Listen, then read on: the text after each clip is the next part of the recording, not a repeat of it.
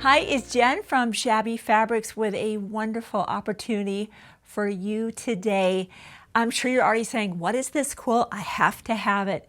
We have been hearing that a lot about the Nantucket Summer fabrics you're seeing in this beautiful quilt. That's Camille Ross Kelly's collection. She's a very popular designer for Moda Fabrics.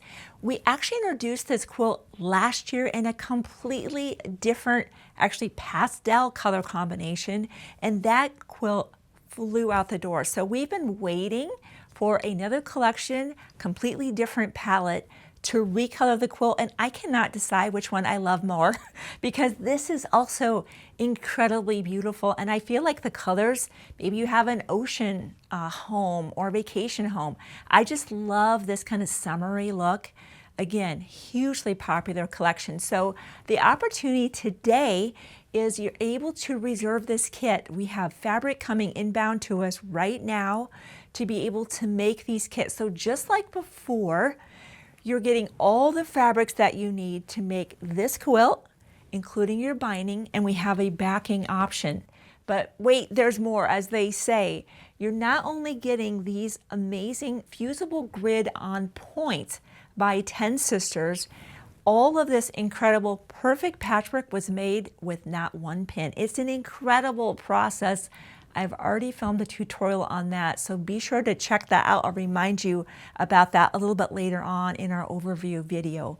But inside your kit, you can see you're going to need one lane for the left portion of the quilt, a second and a third. However, we decided to put a fourth lane of the grid so that you could make a coordinating runner. And there's even enough fabric left over from your beautiful border fabric that you have enough fabric in your kit to put your backing on. So isn't that amazing that this is not just this, it is also the table runner. But just a reminder, the quilt kit, you'll need to purchase that backing separately if that's the right one for you. And that is the thread set that we use to stitch down all the prefused and laser cut applique shapes. The thing about this patchwork that is so cool is you can imagine if you're a quilter, you know, if you cut all of these strips and tried to piece that all together, the time and the pinning. But with fusible grid, even a beginner can be absolutely successful on the first go, and it's super fun to work with fusible grid. So be sure to check out that video that we filmed on the original Flower Girl quilt and how to make how to use basically fusible grid. The other things on the table, let me talk about that.